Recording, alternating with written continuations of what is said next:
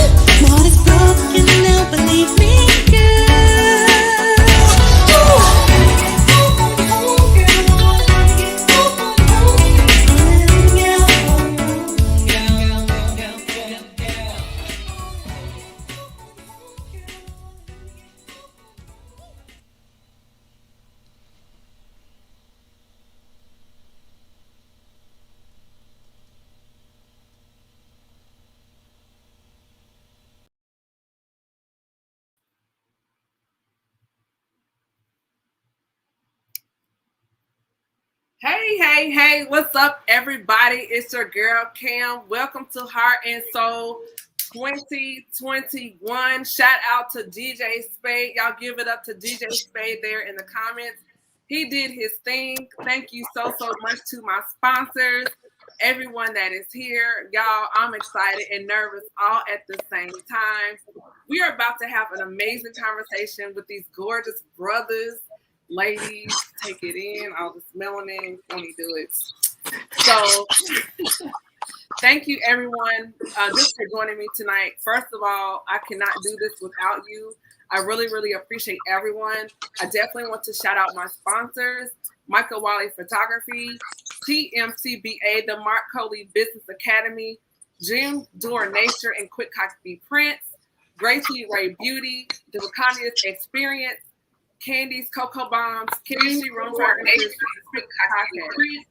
Gracie and Beauty. Thank you so much for everyone for being here tonight. We want to go ahead and kick off the conversation. I do want to introduce the panel on tonight.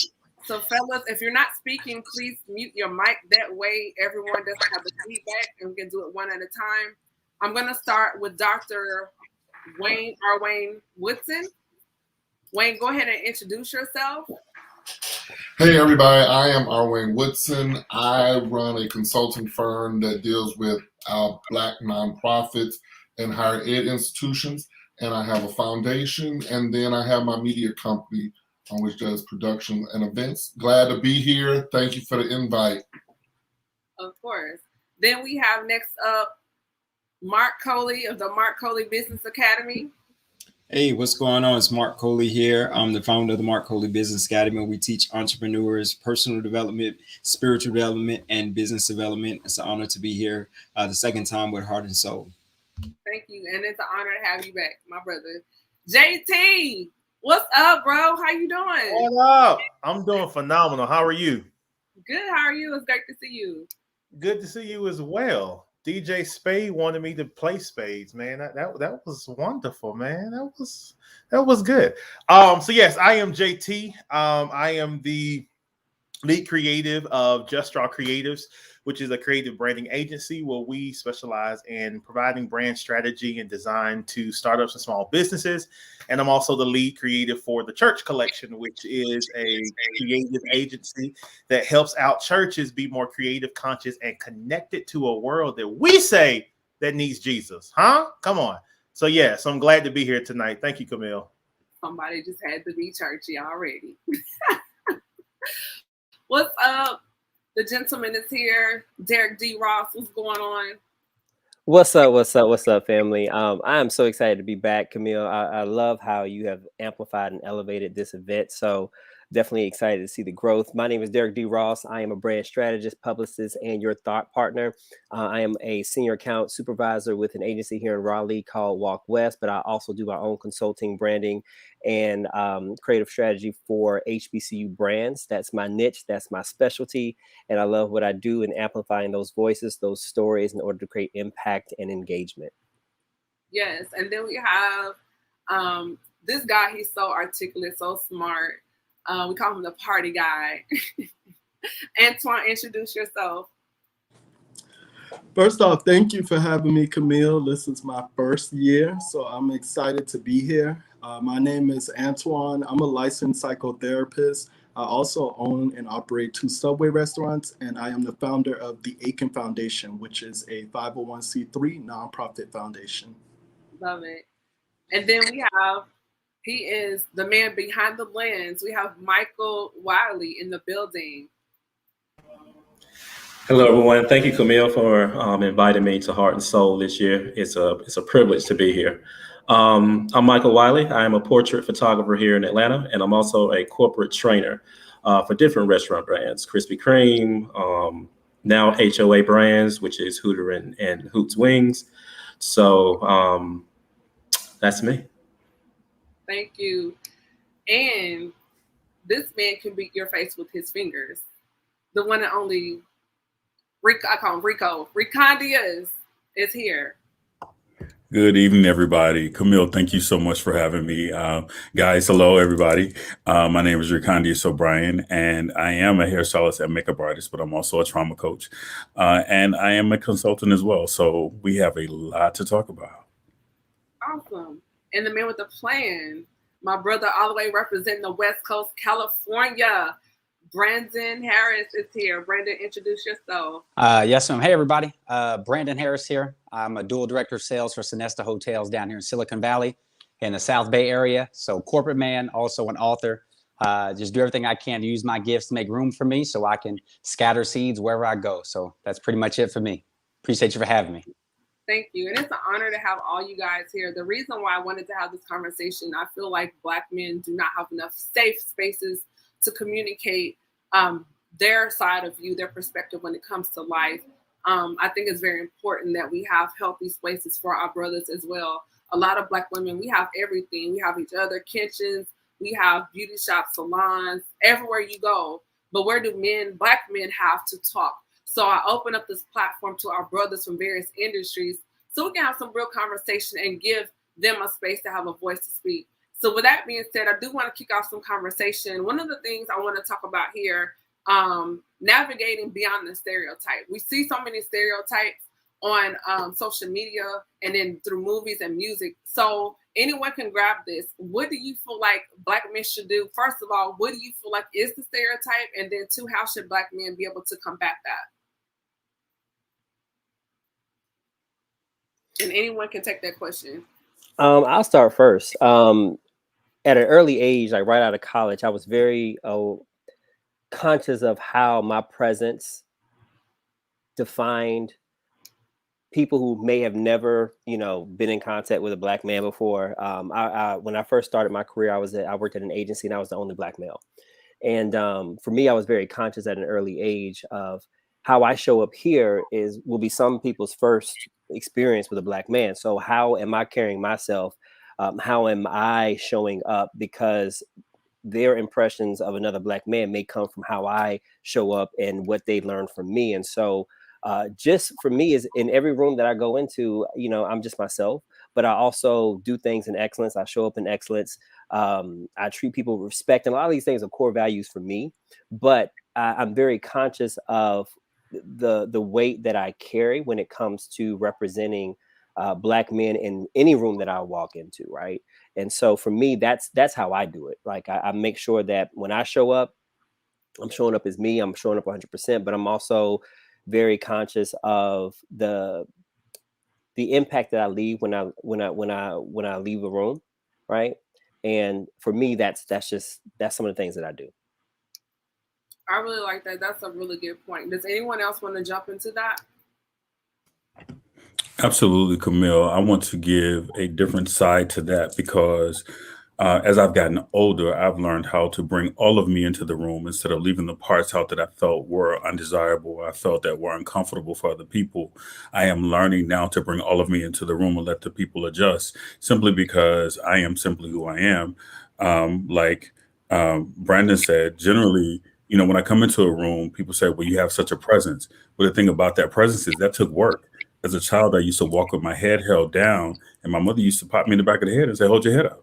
And so I had to teach myself how to show up into the room and keep my eyes, look people in the eye when I speak to them. So it's been a process, and society doesn't necessarily help because we are learning that there are two sides to the coin. There are some people that want you to bring all of you into the room and show up as a man. And there are some people that say, well, okay, well, that's too much machismo for the room. So it's like you have to find that good, healthy balance, I think. Really, really good. Michael, what are your thoughts on that? I agree. Had a similar experience as Derek had.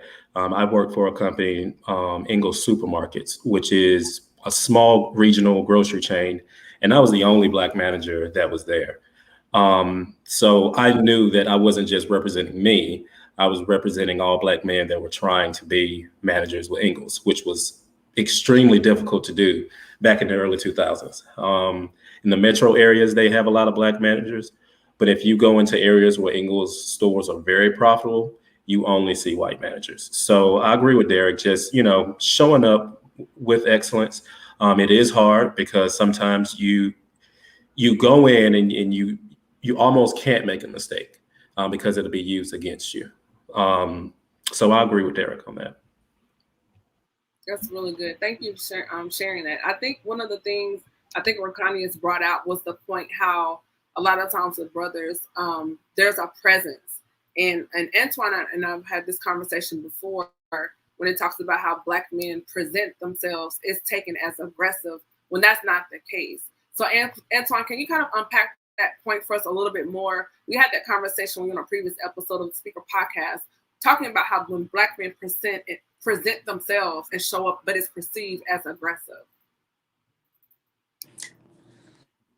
Yes, we have had that conversation. And I think that it's always important just to kind of ground this conversation.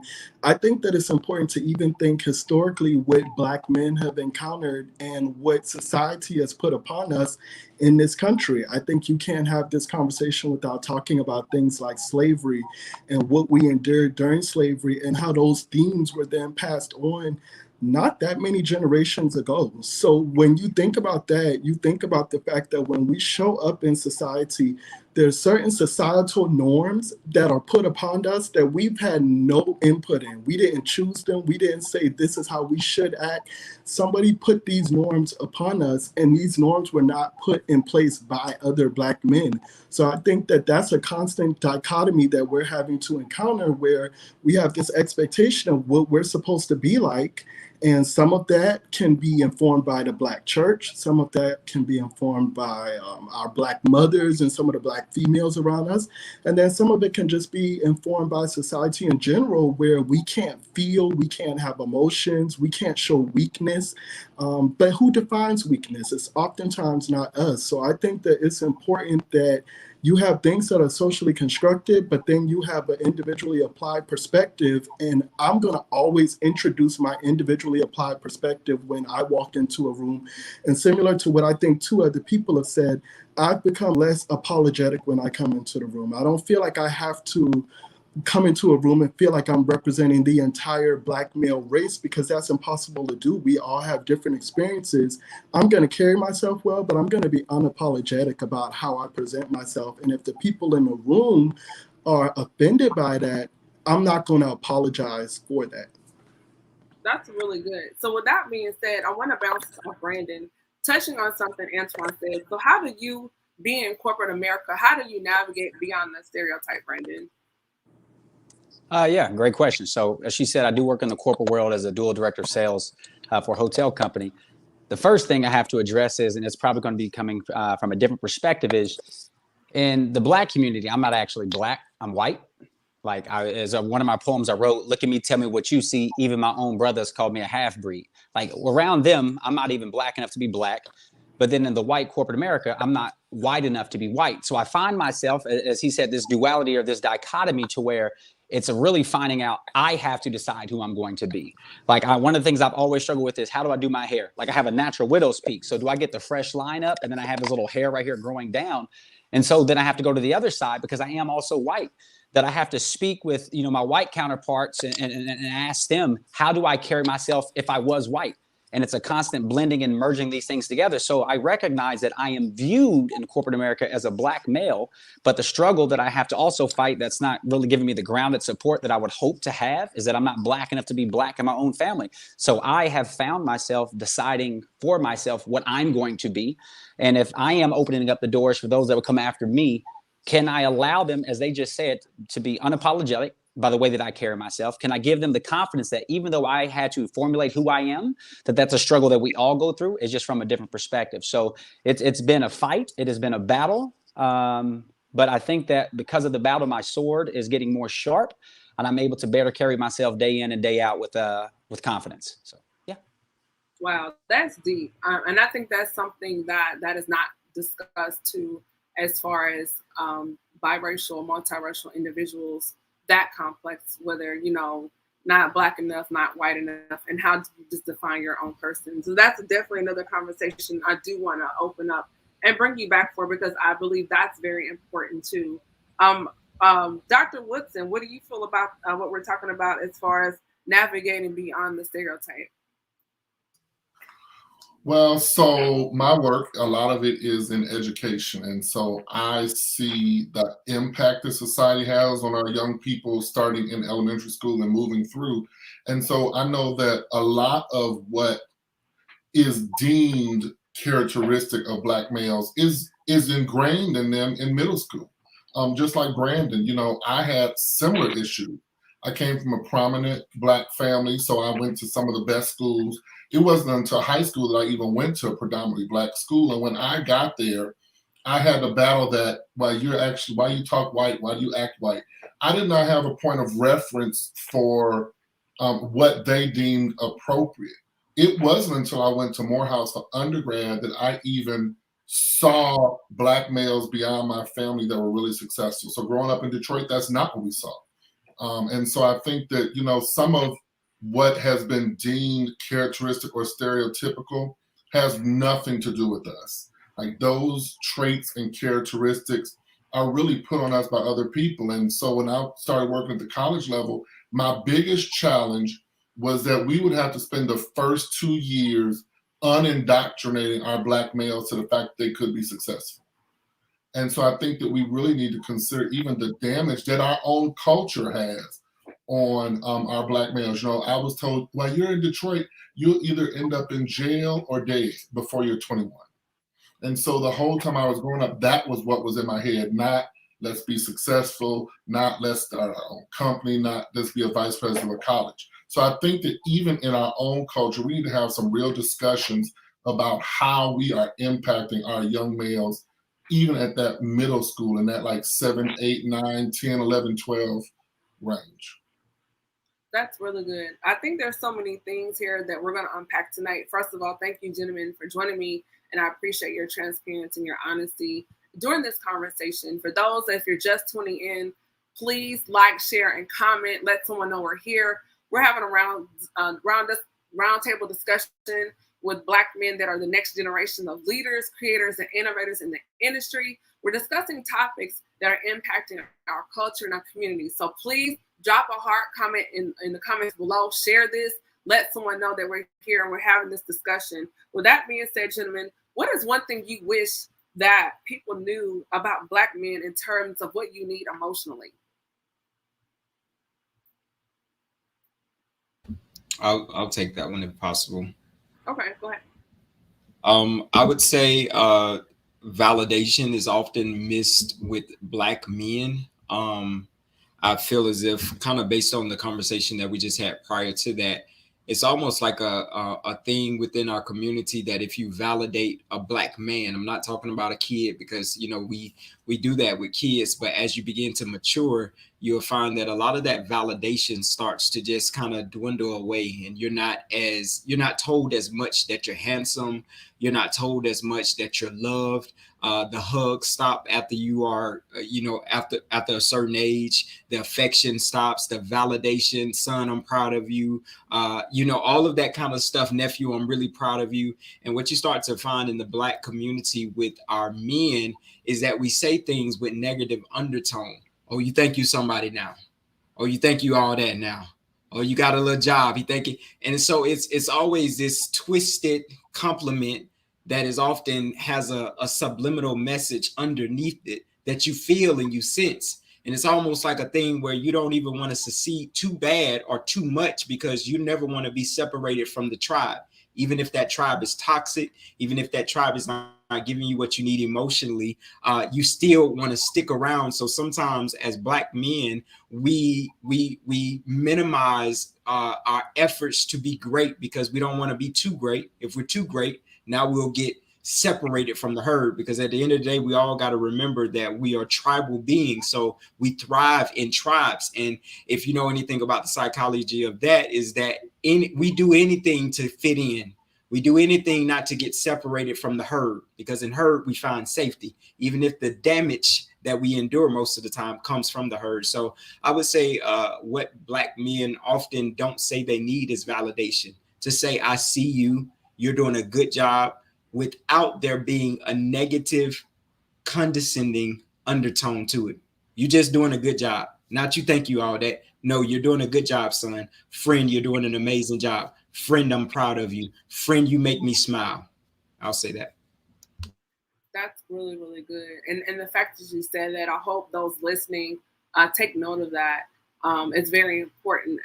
And just me as a Black woman, I think Black men, from the time you step out of the door, there's a target on your back. You're driving down the street. It doesn't matter if you're driving a Benz, a Beamer, a Hummer. You're a Black man in a certain neighborhood. So immediately there's a target on your back. If you show up and present a certain way, you're being aggressive, and you're always conscious of all these things. So the fact that you're saying those things, Mark, I think it's really, really important. And just thank you for sharing that. And just have you guys here, just even in this conversation, I think alone speaks volumes, because I think it's really important for men to know that. So the loved one and the people, those in their lives, can know these are the things they need to hear. And this is a space where people can learn, take note, and then correct and redirect. Because when you know better, you do what? You do better. So we're going on to the next conversation. I'm going to say a phrase, and I want someone to unpack that for me. I'm going to say physical man, psychological boy. Okay. So this is going to marry to what Mark said about validation. You're a physical man, but you're a psychological boy because you were never validated as a child, or your validation came few and far between. And so when you grow up and you're a physical man and you're literally waiting for someone to acknowledge the little boy, or to at least acknowledge that you have now transitioned into a man, that child or that little person is still waiting. So you're not aware of it until it literally becomes a thing. And so literally when you are thinking physical man, psychological boy, that child still has to be validated. You as a man, I as a man have had to go back and tell little me, hey, you're good. Nobody's coming to save you. Dry your eyes, lift up your head, put your shoulders back, and let's do this. And that's still a constant thing. And whether we want to acknowledge it or not, that literally is one of the things that is a shackle around a man's ankles, because that man seeks validation from wherever he can get it from, whether it be a spouse, whether it be a woman, whether it be a man, whether they are literally looking for someone to acknowledge that broken space that was never acknowledged as a child. Thank you. JT, Can I? what are you Oh, on I'm that? sorry.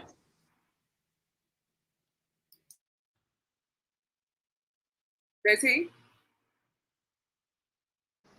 I'm sorry. I heard Brandon getting ready to say something. Oh, okay. We Yeah, I'm hadn't heard sorry. from you. What are your thoughts on that? For me, Yes. okay. I agree with what he just said, and I do say when those moments come, I'm always the one to say, "What's the root? Where did it come from? Who started that? Was this during your childhood? If it was, okay, where?" Because one of the things that I saw on TV was a conversation that was happening, and it stuck with me. They were sharing about, I think the guy was training other counselors, psychiatrists, on how to have conversation with the individual that is needing that help. And the guy was asking him, did your father start it? Did your father do that? Great. And what happened was, what came after that question, it became a cadence that sounded like his father. So the guy was like, stop. He was like, do you hear what you just asked him?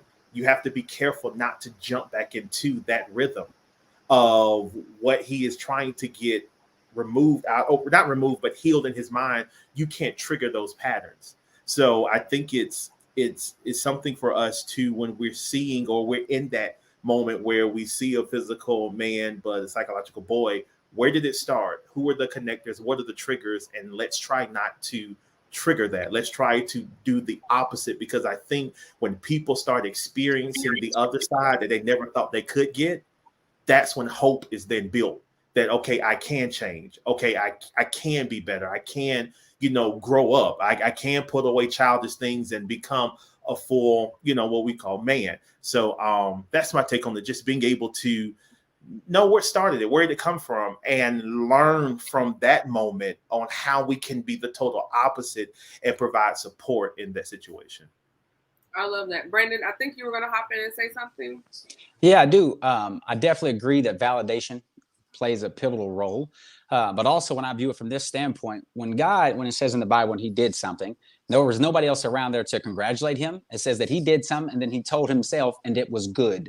Sometimes we have to have the ability to validate ourselves in the absence of other people, because if not, I fear we may run the risk of becoming slaves to their validation, that we then become actors in search of getting the applaud from people. We start doing things not because it's who we are, but because we're trying to be applauded by other people. I'm reminded of David that says he had to be anointed 2 or 3 times to make him believe that he was actually going to be the king. Like, he was anointed the one time. You would think that's all that it would take, but it took him being anointed again and then again, because sometimes it takes somebody to be able to call the king out of the boy. So I do agree with that we do need somebody that's able to do that. And then at some point in time, it should be that we can give it to ourselves, that we have put that away. Because as he made the point, JT, when I became a man, I put away childish things. They're still there.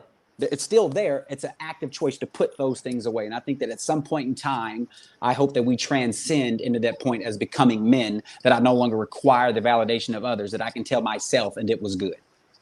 And I want to say, with what he just stated, and in connection to what you all were sharing with the last conversation and Mark bringing up validation, I think in the scheme of all of this, if we begin to create a culture to where we accept men for being who they are and accept their difference, they can do those moments where God stood back and saw what he made and said it was good. He didn't say, should that have been bluer? Should that have been right there? What about this? No, he stepped back and said it's good. And how many times do we create something and we step back and look at what we create and say it's good? Not because we seen the result, we seen the success, people told us, because I made it. I did it. I thought of it. I brought it to fruition. Here it is. It is good. I don't care what you say about me.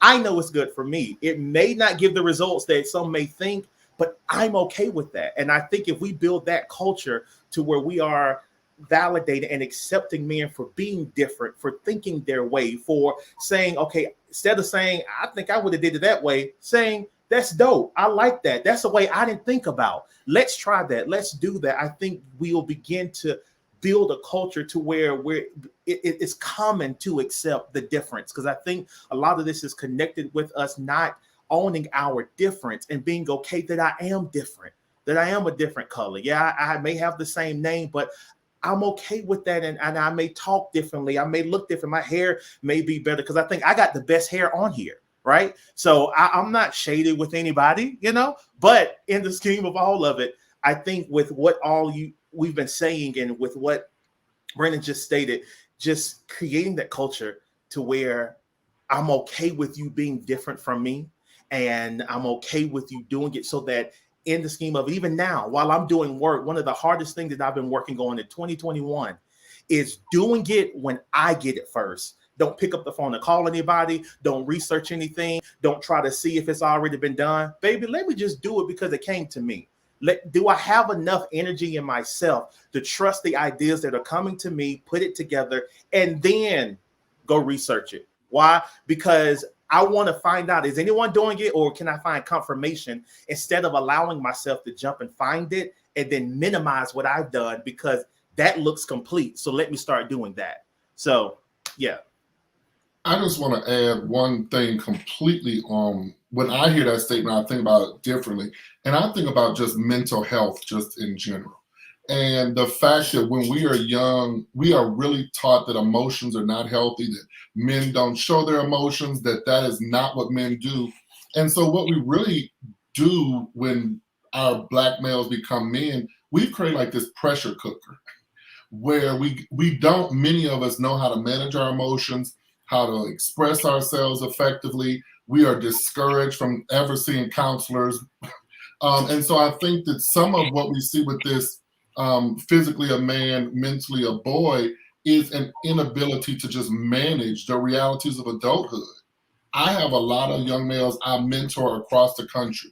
And the first thing I have to get them to do is release some of these emotional issues and some of this baggage that many of them have carried with them most of their lives. So when I think about that, I just think about the fact that we really as a community need to do a better job of mental health work with our young males. So when they get there, we don't have this pressure cooker. And I'm speaking from experience because I was the same way. And until I started therapy in my late 20s, there was a lot of stuff that I could not manage. And my responses to adults in many cases were not effective or appropriate. That's really, really good. I want to pivot just a little bit because this is something that's been on my mind. And I've asked someone this question before. As Black men, you guys go through so much. You have so many things that you deal with throughout your life, ups and downs. And when you're in a relationship with someone you love, someone you're dating, someone you care about, or even if you're married, how can you as a man navigate that space when you're going through it, but you don't make the person that you feel with feel like they're walking on eggshells or that they're shut out or unsafe? And anyone can grab that question.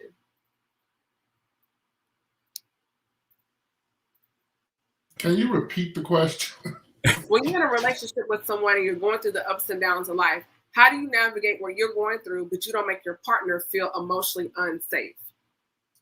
So I think I didn't do it effectively at the front end, so I would just be honest and transparent and say that I was not effective at this at all. But I think the main issue is our ability to communicate. And not communicate what's going on in the situation, but communicate how we're feeling and why we're responding a certain way. I think that our partners, whoever they may be, would probably feel more safe if they had a point of reference. But when you just blow up on people or when you have these responses that the other person just thinks it's coming out of nowhere, in many cases, it's because as Black males, we are taught to internalize so much. And in general, we lash out at the people that we assume aren't going to go anywhere. I mean, that's just the reality. You know, we're young. The people we lash out at most are our parents and family because they kind of stuck there and they can't leave. And so I think that is important. Our ability to really understand why we're feeling certain ways and why we're having these responses, because if we are not able to communicate effectively, we can't certainly solve that problem. Mm-hmm. And That's from I'm sorry. Camille, I'll add to that. I think it comes down to the whole conversation around language, right? Because for me, you know, early on, it was frustrating because I didn't have the language or the words to describe how I was feeling. So the frustration of not being able to clearly communicate how I was feeling to a loved one or somebody about the situation, and then me trying to explain it, but them not getting it, just made the frustration a little bit more. And I think we see that a lot, not only current present day as we continue to evolve as Black men, but then also in the younger generation, it's language. Even to go back to what Mark was saying, like, I can say, JT, yo, your hair looks fly now because I've done the work to get to the point where I can compliment another Black man and not make myself feel like, oh shoot, like I need to add some extra jargon to that, or like a little negative connotation, so it doesn't seem like, you know what I'm saying, like I'm being, you know, whatever the conversation or the word people want to use. Like I can give another brother a comment, yo man, you look dope, you're handsome, man, and not feel a certain way because I've done the work. And I think if we can start to create the spaces where with our younger folks, which I didn't have this when I was younger, because I can count on one hand how many times I told my dad I loved him. Even to now, I say it more now as an adult, but as a kid, I never heard that from him. And so being able to create space and understand that now, and being able to create a language around expressing your feelings in a way where it becomes normal that I can compliment another brother and it doesn't have to be anything but that. You know what I'm saying? So language, giving youth the words to be able to describe their emotions and how I feel. And that goes back to the mental health piece. And I think it all connects in every aspect that we're talking about today. Is if I don't have the language, then I'm going to communicate it in another way because I am frustrated because I cannot say what I feel and no one is getting it because I don't have the words. Right. Yeah. Can I add something to that too, Camille? Yeah, sure. Go ahead. So I completely agree with both statements about the language. And just having to internalize a lot as a kid. And I know we've all heard this, you know, and I'll probably go on record saying our counterparts probably heard the same thing. You know, boys don't cry. You know, I don't know at what point we transition from being babies to whatever age. I don't know the standard age, but you're told certain things like you just don't show emotions. You know, you don't cry. You don't exhibit anything that you see a woman do. You shouldn't do that. So then when you start to feel these emotions, you really don't know what to do with it because there's no outlet that you've been given to share them. So that doesn't just stop in that moment. It actually starts to get worse as you become older and actually start experiencing different types of relationships. You know, it surpasses just a relationship with friends and family. Now you're in relationships and romantic relationships, and now there's issues, right? And so when issues arise, most Black men probably just shut down. We just get quiet. And it's so uncomfortable for people because they don't know what's wrong. You can't communicate what's wrong. They ask you what's wrong because there's a clear change of energy, clear change of how you're showing up, but you don't even have the language like Brandon said. You don't, I mean, like my man said, I'm sorry, you don't have the language to communicate how you feel, right? So it's just a weird space, and I think a lot of us just don't go to therapy and we don't go, you know, to get counseling so that we can actually work through those emotions and communicate it. And even to the point I have to find myself like, when was the last time you cried? When was the last time you, it's just talking to myself, release emotions and let things go? Because all of that is a pressure cooker. Like we said earlier, it's a pressure cooker. So it's just sitting there boiling up because you don't know how to communicate. You don't know how to express love. You don't know how to say, I love you. You don't know how to say I'm hurt. You don't know how to say I'm scared. You don't know how to communicate any of that. So that's the issue I think a lot of us have.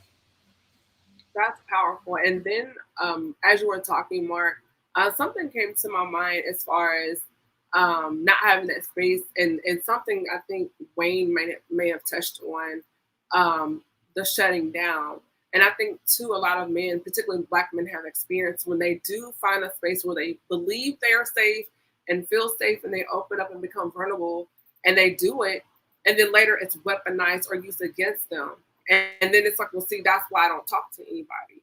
So can you guys kind of touch on that Let's go to Michael to start that off about weaponization of conversation. I think Antoine touched on it earlier. We're still dealing with the emotional trauma from slavery. Slavery was in, I think, 1619 in this country, and we're still dealing with the after effects today. If you think about what they called us, you were a boy, and that's what you were, a child. They wanted us to stay in that element of being a child so that you wouldn't pretty much connect with your tribe or, build up your community to where you could overthrow pretty much, your oppressor. I think if we as a community would realize that most of the stereotypes that we put on ourselves, I'm not sure who mentioned it earlier, but it didn't come from us. And we should stop using stereotypes on ourselves that are from other races that demonize us, that suppresses our feelings. Because I do understand, like during that slavery period, no, you couldn't show any emotion. That would have been used against you. Times are a little bit better. So it's okay to cry. It's okay to let your child know, hey, I love you. Telling someone that you love them is not a weakness. It's a strength. So I think if more of us realize that we're still dealing with the emotional trauma of slavery, I think we can start to address not all, but most of the issues, mental health issues that Black men have today. That's really good. As he was talking, Antoine, I saw your face, and you were just like,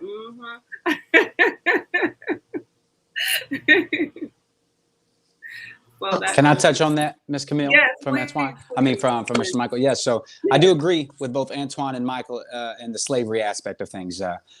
My great grandmother raised my mom, and she's the daughter of somebody that just come from being slaves. I'm from Oklahoma. So when you think about the generations of this, I'm only 3 or 4 generations removed from somebody that has a direct relationship with slavery. But I'm reminded of somebody when I think about Martin Luther King and Moses, when I make the comparison of them, as Moses was freeing the slaves, it says that the slaves groaned against him and said, we were better off as slaves. This lets me know that there is a mindset out there that some people actually like where they are. And I can back it up with this scripture. When Jesus asked the man by the pool, will you be made whole?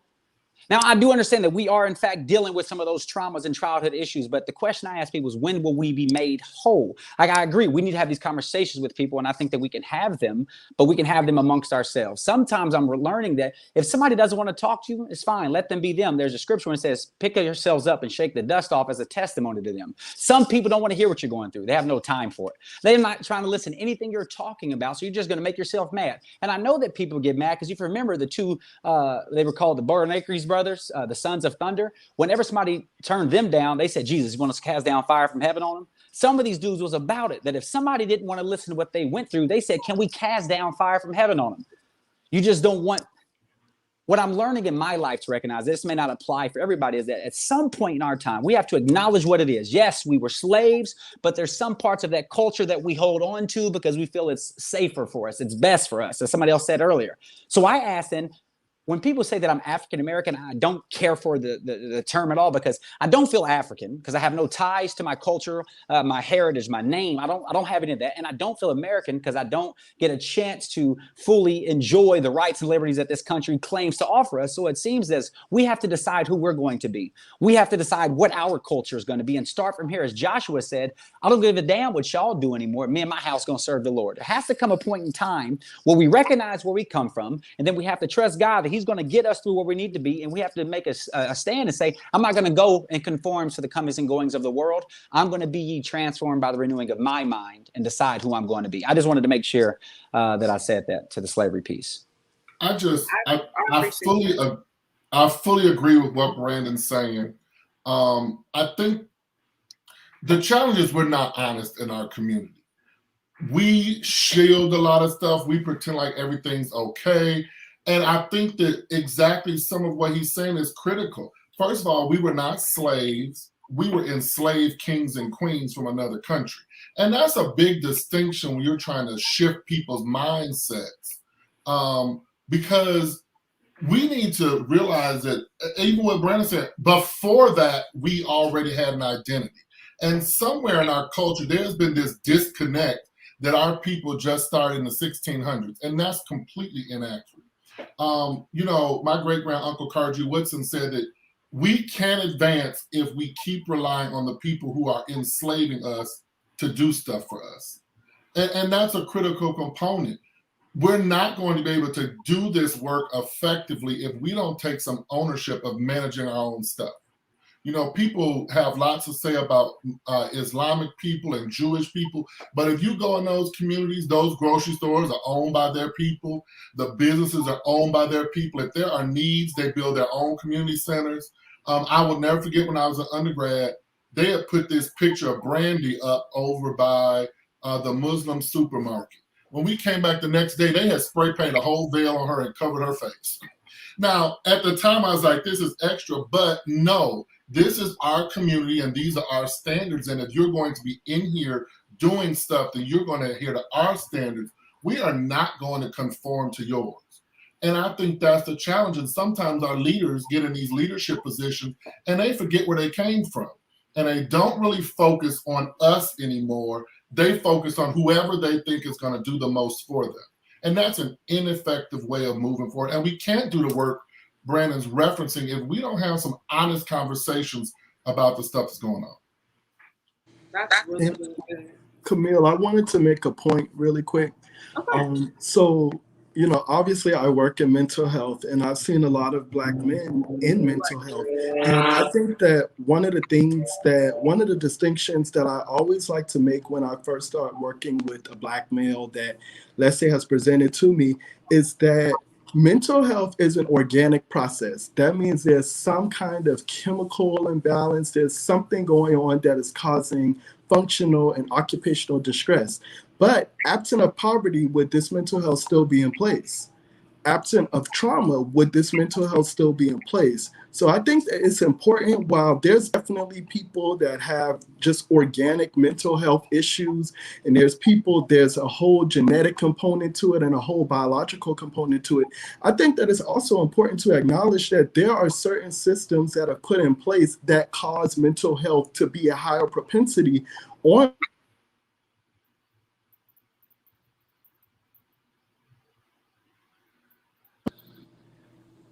That's really, really good. I want everybody to hold that thought because we're about to go into a break. So don't go away. I'm going to bring back DJ Spade. We're going to thank some sponsors, and then we're going to pick up this conversation. So while we're on break, you guys, please like, share in the comments below. This is Heart and Soul 2021. This is your host, Camille Essick. I'm host of the Speaker Podcast. We have some phenomenal conversations going on right now. And I want to thank everybody for tuning in. I want to thank my panelists. We have some beautiful Black men, very intelligent Black men in all their industries. And I want to thank them. So y'all, ladies, show the brothers some love tonight. Drop hearts in the comments below. Let these beautiful Black men know that we appreciate them. And while that being said, DJ Spade, take it away.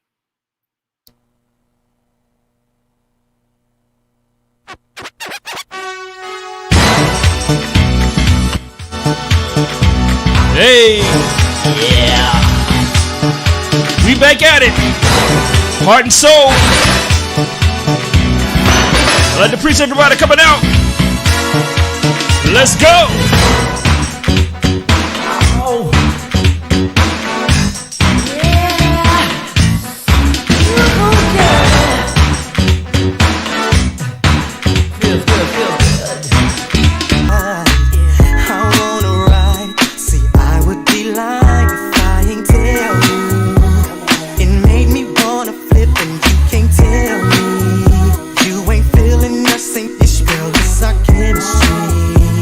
Like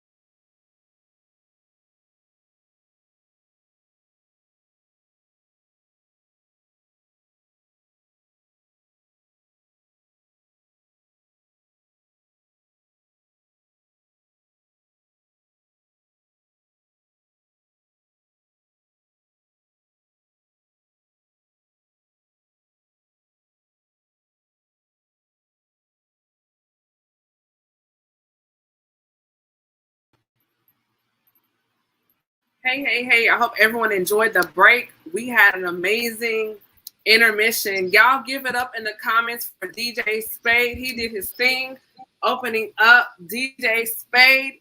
Go follow him right now on Instagram right now. He'll be back tomorrow night, part 2. Tomorrow night is ladies' night. The ladies are going to be here with me to join me, and DJ Spade will be back tomorrow night at 7:30 to kick everything off. So continue to drop your comments, hearts in the below. Like, comment, share. This is Camille Essex. I'm your host, your friend, your sister, your cousin, your girl. This is Heart and Soul 2021. Somebody is turned up. Okay. Y'all still want to party? Sorry. And I want to thank everyone here just for joining me tonight. So with that being said, we're continuing our roundtable discussion for about another 15 more minutes. We're going to wrap it up around 8 o'clock. But I wanted to continue the conversation. Right now, we are discussing just some things that Black men deal with their mental health and with social. Mark said he's still partying. I thought Anton was the party guy. I guess not. But I want to thank everyone here for joining me. So with that being said, I do want to continue with our conversation as far as how do you feel safe? What do you feel like you need as a Black man to feel safe? Well, Camille, I'm going to start off with that one because I want to finish a thought from the last conversation. We have to unlearn some of this behavior, and that's really the truth. Actually, Brandon said it best. And I may get nailed to the cross for this, but I wasn't born a slave. Yes, I know about the slave history. I don't even watch slave movies because I don't want that imagery in my mind. Simply because I understand the trauma that it has caused, not just on, our people, but I'm looking at the results of unprocessed trauma. I'm looking at the results of, not being able to deal with stuff or suppressing emotion, not being able to express yourself clearly. It is a daily work to unlearn the behavior and to relearn. Even if we can look at ministry, we can look at workplace, we can look at so many societal norms now that have even social media that have literally ingrained in us that there's another way that's better than yours. And so we have to really unlearn some of that behavior and relearn how to show up in not just the marketplace, but even in our home and our relationships in an effort to feel safe. The safety is not just it's in finding the right person to hear you. It's in feeling safe within yourself that, okay, I am not well, or I don't feel good enough. I'm not showing up as myself. How do I change that narrative? How do I fix that? And the thing about that is once you feel safe enough to own the fact that there's something is different or something is off, then you can show up in other areas of your life fully and wholly and know that it literally you're okay to not be okay. That's really good. Can you say that one more time so people can really grab that statement you just said? The whole statement? No, it's about being okay with not being okay. We have to really unlearn some of the bad behavior, the things that have become societal norms, to know that in order for us to fully show up, that it's okay to not be okay. It's okay to own the fact that, today I don't feel authentically like myself. Today I don't feel like, that I have the capacity to be able to deal with a lot of that. And that's really the root of it. As someone said earlier, to get to the root of a thing, we have to own the fact that, sometimes you don't have the capacity. Sometimes life in and of itself has happened and you're steadily pushing through. We're taught that we have to keep trudging through. And sometimes it's just safe to go to a corner and stand still and be still and figure out what it is that's missing. What do I need? And then you can actually communicate. I have learned something that is a powerful tool for me. You can ask me a question. I'm going to pause before I answer you. Because if I answer off the top of my head, I may give you an answer that's abrasive or not necessarily rehearsed, but I didn't think through it. So what I do is once I hear the question, I think about where my answer is going to land. And I learned that, healing from abuse, because, I had to learn how to not respond in a defensive manner. So what I do, I listen and I hear where the question is coming from. And then I decide, how do you answer the question effectively so that you're heard effectively? That's good. Camille, Go ahead, B. Oh, I was just gonna say, for me, safety is an emotional word for me. So I don't, in general, I don't fear my physical safety as much as I do my emotional safety. So when I go into a space, I have to feel safe, and I have to feel safe to be exactly who I am and to not feel like I have to apologize. Or I think that Mark mentioned it, that I don't have to dim down who I am. That's the biggest thing for me. So I think that when spaces really want to go out of their way to make spaces comfortable for Black men, accept us for who we are. Don't categorize us into these large categories, because we're all different. Just like everybody on this panel has had a very different experience. I think that those different experiences need to be cherished and they need to be celebrated more. I think that too often that we're marginalized and we're kind of put into a box that if you're a Black male, you do X, Y, and Z. And if I don't fit into that mold, then I don't feel like I have a place. And I feel like when I go into spaces, I'm having to define who I am. Just let me be who I am. I will tell you exactly what I need. I don't need for you to define that for me. Would someone want to say something? I think someone was trying to get a point. Yeah, I didn't know. I wanted him to be able to go as well. Brandon. So, okay. So I wrote some notes and I forgot them. So I got to read this back because I really wanted to pay attention to what they were saying. I paid attention to a theme. It seems like what I'm getting from this is that when we become strong as Black men, the world becomes victims. Let me explain. That's the thought that came to my mind, is that when you think about our history, just from the standpoint of the last 60 years, we once were victims. And if you fast forward that, we became volunteers. And I say this because 50s and 60s, they were marching, getting beat up and shot to get the right to vote. And people now have this right to say, oh, I don't care to vote because I don't have to do that. It doesn't work anyway. But somebody at one point actually believed in what they fought for, and then somebody got it and didn't take advantage of that thing. And the reason I bring this up is because the second part is now as Black men start to become strong and find their sense of who they are, it seems like the rest of the world is now changing their identity because it's become a hustle to be a victim. It's like now people are saying, well, you could tell somebody the trauma you went through, and then they'll compete with you to figure out who went through the most trauma. So then you can't even talk about getting better because misery loves company. And that's the thought that came to my mind. And I think it's because when he just said we were marginalized, I think it's because we don't own anything. So my last thing I was going to say is we have to start taking control of what we make. There was a report that says we African Americans have about $3.2 trillion that we come to, but we're consumers.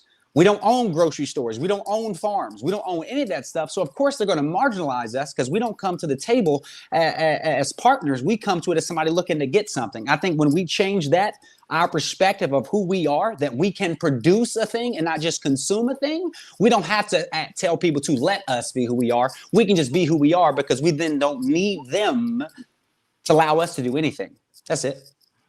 No, that's a really good point. And that's one thing I do like. I'm a member, and some of us here too. I'm a part of the Mark Coley Business Academy, and that's one of the messages that we discuss every day as far as ownership, circulating the Black dollar, and supporting Black businesses. I think it's important. I've always, in the back of my mind, I wanted to, but now being in this community, it's made it a part of my lifestyle. Like I consciously make an effort to make sure that when all possible, that I spend my money within my community first for certain resources. So Brandon, that is a really good point. Did someone else want to hop in on that topic or that point of discussion? I just want to really touch on something Brandon said and then answer about safety. But I think one of the issues is that we don't give our own businesses the same grace that we give other businesses. So if we have a bad experience at a Black business, we will dog them out. We'll never go back. Sometimes never have a conversation with them about what was the challenge or what was the issue. But we don't do that same thing for these other businesses. You can have a bad experience at Bloomingdale's, the Gap, any of those stores, and you are not going to stop going. Even when we do this cancel culture thing, as a community, we don't do it because we still individually support these businesses. So I think that Brandon's bringing up some very valid points that we need our own stuff. And then, which is probably not the prevailing belief, but in terms of safety, I think the reality is the moment I tend to become safe, then something crazy happens generally in this country. So I was feeling kind of safe early part of this century, and now we're just getting gunned down in the streets, and then people are just like, it is what it is, and we are becoming desensitized to our own need for safety. So now it's just like the status quo. I have heard young males in their 20s and 30s say that they don't expect to come home when they leave the house. That concerns me, because that is just saying that across the board, there is an issue with our physical safety. And it goes back to what I said earlier. We need to have some very serious conversations about how we're going to solve our own problems. And that's something Brandon's addressing too. We need to solve our own problems and stop looking to other people to do it for us. That's really, really good. JT, Michael, did you want to hop on that? Just a different perspective. When growing up as a kid, I didn't have a father that was there, but my mom was there. So I heard, you're handsome, you're smart, you can do it. I got that encouragement on a daily basis. So as far as being safe, when I look to build new relationships, whether that's friendships or a partnership, it's, do I have that emotional connection to you? So for me, it's that emotional connection of whether or not I feel safe sharing stuff with you, sharing stuff that I wouldn't, put out in public. So that's what I would add to that, different perspective on that. That's really good. I think that kind of ties back into the point I made before the break regarding the weaponization when men, particularly Black men, when you guys do open up and then it's weaponized against you. And then there are situations, whether it's a friend, partner, wife, husband, whomever may ask, well, why aren't you talking to me? What's going on? And it's all tied into not feeling safe, not feeling trusted. So I think it's very important, that we talk here openly so people can kind of hear. And sometimes people don't see themselves. So one of the reasons why I wanted to have this platform for all of us as a community to see that despite what society says about Black men, you guys are very smart, very intelligent, you have feelings, you have thoughts, but about all and anything else, you're human, period. And I think because we see these stereotypes, a lot of times within our community, people forget the humanity when you're looking at a Black man.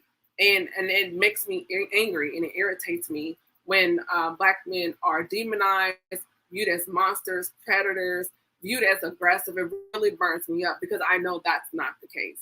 So thank you guys just for opening up and sharing your thoughts with me on that tonight. Did anybody have any final thoughts before we move on? I just wanted to add a little something just about the conversation around trust when it comes to safety, at least for me. Okay. When I feel safe when I can trust you, when I can trust that what I share with you is something that you will hold dear, right? One, but then also that your actions also reflect what you say. And so I'm a watcher. And so when someone says, oh, you can trust me, or that, hey, I have your back about this, I'm going to watch to see how your actions also support your words. And so as I have kind of grown and gotten older, and I look at trust when it comes first to my own circles, and that's how it helps me to build that foundation of safety and how I start to move outside of my circles and trust in other people, because I've built the foundation internally, and I recognize the signs, and I've learned the lessons from when people that I thought I could trust, let me down, and that distrust was there, or whatever the case may be. But then I also, took a step back to say, okay, well, what about this situation can I take and learn from, and then apply this into the next situation, so I don't become jaded by people that mishandle my handle my I guess my story or anything that I share in confidence. I have to learn not to be jaded, which is hard because it's a lesson in that. And so for me, when I think about safety, I think about trust. I think about who I can trust, around myself, and then also, my story or my journey or whatever the case may be. And then, and for me, that's where I really focus in on safety. I love it. I love it. I love it. As we begin to wrap up, I'm going to go to each of the panelists And I want you guys to each give us like a nugget or jewel or a takeaway for the listeners and the viewers here that they can kind of, have something to think about. I don't want this to be like a one and done. I want this to continue to have offline conversations. And as you guys know, y'all know I'm going to be reaching out, hey, I need you to come on the podcast. So y'all already know what's up. So with that being said, I'm going to start with Dr. Woodson. What is the takeaway that you want someone that may catch this later, even right now, to get from this conversation that we had tonight? I think the main thing, and what I keep hearing the whole time we talk, Black men need a little grace to do the work. Mm-hmm. I think that would be the main takeaway, because we are unpackaging and processing a lot. And it would help with trust. It would help with so many things. Even our partners, if you just gave us a little grace to try to figure this thing out, because sometimes reality is we don't have the answers and we really don't know. And I think that is hard for people to understand. So that would probably be my takeaway. Awesome. Mark? I wanted to share this early as I heard everyone speaking, something that happened today, and it's just kind of, I guess, talks about the situation. So I guess I can leave it as a nugget. But I went to grab food today, and while I was in line, there were two other Black gentlemen in front of me. They got out of I believe it was like a coupe Mercedes-Benz. So when I got inside of the restaurant and they were in front of me, I noticed that they had a lot of tattoos on them, some on their faces, different things, all of the things that we see on the news. Now, mind you, I have on my wave cap, I have on my Nike slides and my, my socks, so we both give the look of thug and hood, but internally, I looked at them a different way. I looked at them as thugs, real thugs. And they could have been the smartest gentlemen's like that I've ever ran across. Could be guys that read books, guys that do mentoring, but because of the propaganda that we've been fed through social media, through news outlets, just over a period of time, that they've literally put us against each other. And now we literally look at each other as enemies, not as brothers, not as siblings, not as people of the same culture. And so I just thought about my mindset based on this conversation that we're having tonight. They got out of a Mercedes. Why did I think that was stolen? Who told me that was stolen? Who told me that a Black man can't be successful? Who told me that there was a standard of how success is supposed to look? So until we start to, as the running theme is tonight, unlearn certain things, even within our community, we'll always be put against each other, right? Because a white person could have came in there and looked at both of us and considered us thugs, not knowing that I'm putting on my wave cap so that when I get on Heart and Soul, my hair is laid down and I'm ready to go. But because of propaganda, we've been taught a certain thing. And I think that is also what we utilize against each other. So I'll leave with that thought. Man, that's powerful. That's so deep. Mark, I really like that. That's very profound. Thank you. Rakandias?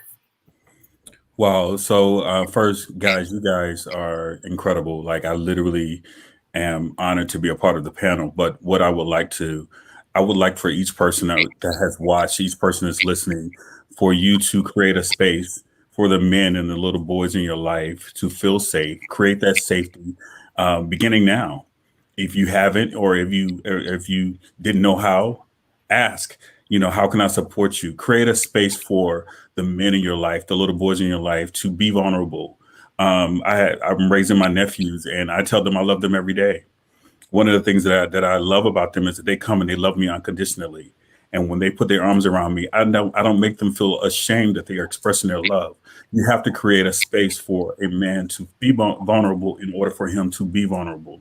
And so if we can begin to create those spaces where loving someone, expressing your love and expressing your concern becomes the norm, then it doesn't feel foreign to you. It doesn't seem like it's out of reach. I taught my parents how to say I love you. Learn how to say I love you, and show men and boys that it's okay to be safe and be vulnerable with you. I love that. That's really good. Derek?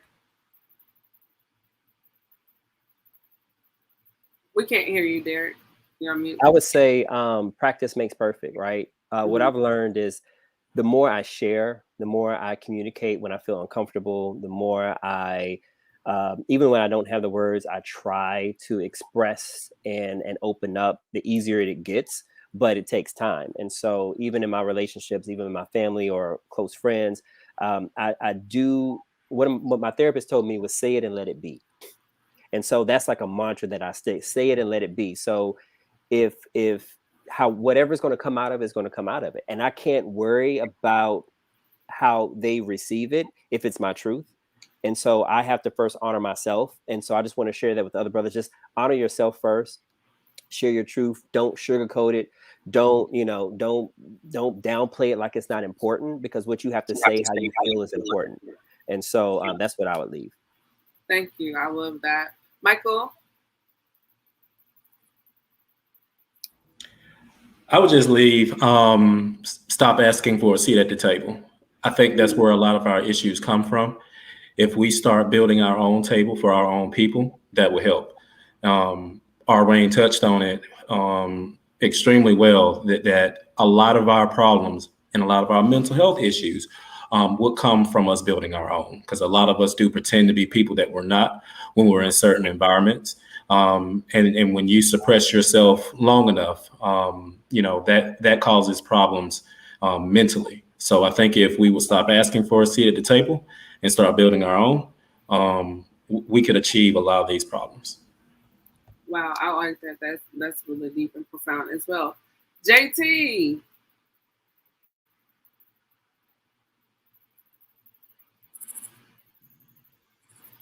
Can you hear me? Yes, we can hear you. Seeing my face pop up, it scared me a little bit, but we're good. We're good. It's beautiful. So what I would leave is, it's a saying that I've been saying for a couple of years, is don't allow your past experiences to hinder your future expectation. And I say that because I now live every day expecting something to happen, expecting the goodness, expecting great things, expecting connection, expecting open opportunities. And when things don't go that way, or something unexpected happens that is not the best thing that I need for my life, because I'm expecting something better, I'm able to find another avenue even when something unexpected happens. So I know what people may have said about certain individuals. I know what people may have brought to the table. I know what people may have done, situations, but I don't allow that to hinder what I'm expecting for my life every single day. So I go out having that. So that's what I encourage everyone to do, is to expect greatness every day. And when it goes left, you can now find another avenue that you probably didn't see, because we have an expectation of what we're looking for. But I think that's a way to be able to keep going even when speed bumps and walls try to block you. I love it. Antoine, your turn. So first, Camille, I want to thank you for creating this space, because this type of space is not common. This is not something that happens a lot. And that leads me to what my point would be: responsibility. I think that we all have all of the things that everybody talked about tonight. I think we all own an individual responsibility to make those things happen. We all have a responsibility to create spaces like this where we flesh out these issues. I think a lot of the dialogue tonight talked about responsibility, in the sense that we can't depend. Society has already made their decision. So we can't depend on that. And other groups have already made their decisions. So it's up to us to create the spaces that we need to be in so that we can flesh out these issues. We have social responsibility to each other. We have economic responsibility to each other. We have all of these responsibilities to each other, and we are much better off collaboratively than we are individually. And that's something that we talk about a lot, but that's not something that we practice. And that's something that I want to see more of. That's something that I'm going to individually challenge myself to do. And I would encourage everybody watching to do the same. I love that. Hashtag responsibility. Everybody drop that in the comments below. Hashtag responsibility. Please do that. And last but not least, my brother, Brandon. Hey, for me, it seems that the culmination of all these thoughts, it seems that we wanted that safe space. And I believe that's what the soil is. If you, just to take you to the parable of Jesus, when he talks about there was this farmer that scattered good seed. I want you to recognize the seed as us as men. We're good seed is what he said. But that seed fell amongst different types of soil. And if you understand the different types of soil produce a different type of growth from the seed. That's how much a great place of safety matters to men. That I guarantee you this, women, if you're listening to this right now, you're tuned in, I guarantee you, if you provide good soil for that man, those roots will run deep and it will produce the fruit that you hope to enjoy life and experience from. So if you provide that soil, I guarantee you'll get a return 30, 60, 100-fold. And that's it for me. I love it. First of all, I want to say I was so nervous, but guys, you guys knocked it out of the park. I could not do this without you. I'm humbled and honored. I want to continue to create spaces for men like you to come and talk and speak and be able to do so safely and in a healthy space. I love the fact that you all were very articulate, very responsible, very respectful, which you all are naturally. And that's why I reached out to you guys, because I knew each and every one of you had something that needed to be heard in this world, and to be able to have a space for you to say that. So thank you so much. Everyone here that's been rocking with me, first of all, shout out to DJ Spade. Thank you so much. He killed it. He knocked it out of the park. Thank you, DJ Spade. We went to college together. He represented Middle Tennessee State University very well. Another phenomenal husband and father. Thank you, DJ Spade. He'll be back tomorrow night at 7:30 Eastern Standard Time. I want to say thank you again to Dr. Arwayne Woodson, Mark Coley, Racondius Lynch, Derek D. Ross, Michael Wiley, Brandon Harris, Dr. Antoine, future Dr. Antoine Aiken, and JT.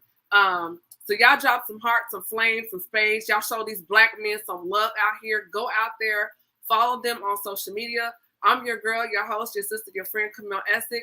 This is the Speaker Podcast. This is the podcast where innovators and creators connect.